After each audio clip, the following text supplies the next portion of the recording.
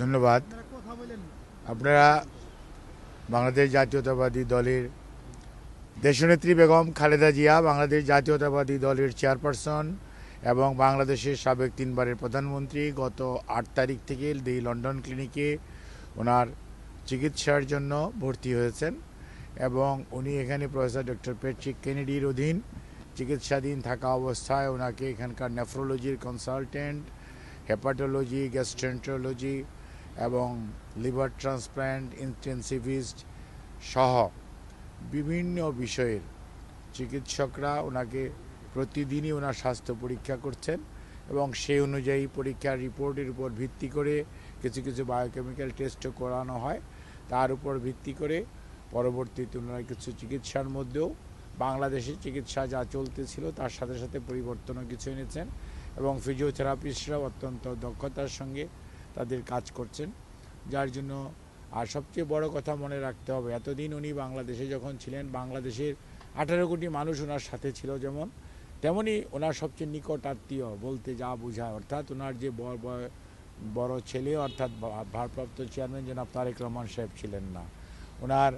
স্ত্রী সহধর্মিণী ডক্টর জুবাইদা রহমান, ওনার নাতনিরা জাইমা এবং জাহফিয়া এবং জাহিয়া রহমান ওনারাও ছিলেন না, শামেলা রহমান উনি ছিলেন, তারপর এসছেন। কাজে ওনার যে নিকট আত্মীয়রা বলতে যা বোঝায় এই মুহূর্তে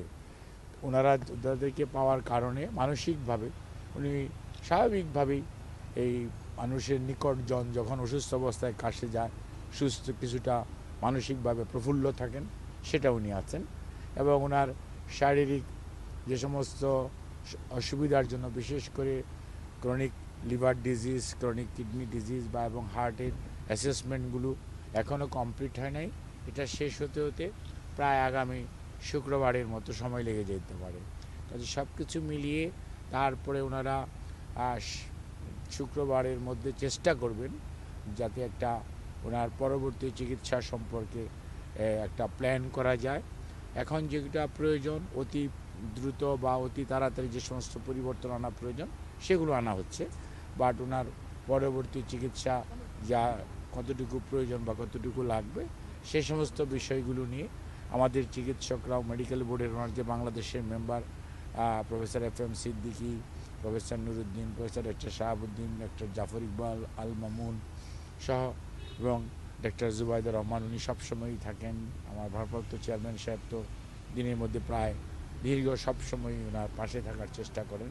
কাজে সার্বিকভাবে ওনার চিকিৎসার ব্যাপারে দেশবাসী যেমন উদ্বিগ্ন, ঠিক একইভাবে এখানকার চিকিৎসকরা অত্যন্ত নিষ্ঠার সঙ্গে হসপিটালের প্রত্যেকটা স্টাফ তারা কাজ করছে এবং এখানকার যারা বাঙালি কমিউনিটি আছে, বিশেষ করে বিএনপি ইউকের সভাপতি মালেক ভাই এবং আমাদের কয়সর ভাই সহ বিএনপি এবং অন্যান্য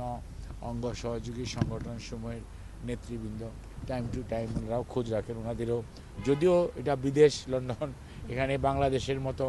অনেক কিছুই করা সম্ভব নয়, সেটা মনে রাখতে হবে। তারপরেও সীমাবদ্ধতার মাঝেও আপনারাও যেমন অনেক সীমাবদ্ধতার মাঝে এখানে উপস্থিত থেকে শীতের মধ্যে কষ্ট করছেন দেশবাসীকে কিছুটা আপডেটেড নিউজ দেওয়ার জন্য, ঠিক একইভাবে ওনারাও ওনাদের যে মনের আকুতি সেটাই করার চেষ্টা করছেন। সর্বোপরি যে কথাটি আমরা বলতে চাই সেটা হচ্ছে ম্যাডাম নিজে এবং ম্যাডামের পরিবার জনাব তারেক রহমান সাহেব সহ বাংলাদেশ জাতীয়তাবাদী দলের কেন্দ্রীয় নেতৃত্ব দেশবাসীর কাছে আপনাদের কাছে যেমন কৃতজ্ঞ এবং আপনাদের মাধ্যমে দেশবাসীর কাছে ওনার জন্য এবং সর্বোপরি ওনার সুস্থতার জন্য দেশের বাইরেও যে সমস্ত মানুষ ওনার সুস্থতার জন্য বিভিন্নভাবে আল্লাহ রাব্বুল আলামিনের সাহায্য চেয়েছেন, দোয়া করেছেন, সেই দোয়া চেয়েছেন যাতে উনি দ্রুত সুস্থ হয়ে উঠতে পারেন। সেজন্য আপনাদের সবাইকে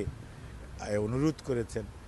এবং আপনাদেরকেও ধন্যবাদ জানিয়েছেন যে আপনারা কষ্ট করছেন এবং আমরা যখন বলি যে শীতের মধ্যে ওনারা দাঁড়িয়ে আছে তখন অনিচ্ছা সত্ত্বেও ঠিক আছে যাও মানে কথা বলতে বলে, অর্থাৎ উনি কিন্তু কখনোই নিজের শারীরিক অসুস্থতা মানুষকে প্রকাশ করেন নাই। আপনারা খেয়াল করে দেখবেন ওনার উপর অনেক অত্যাচার নির্যাতন হয়েছে কিন্তু উনি সবসময় মানুষের কথা বলেছেন, নিজের কথা কখনো বলেন নাই। তারপর আপনারা কষ্ট করতেছেন শুনলে তখন হয়তো বলে ঠিক আছে যাও, তবে মনে রাখবেন ওনার জন্য সবাইকে কাছে উনি দোয়া চেয়েছেন। ধন্যবাদ সবাইকে। একটা প্রশ্ন ছিল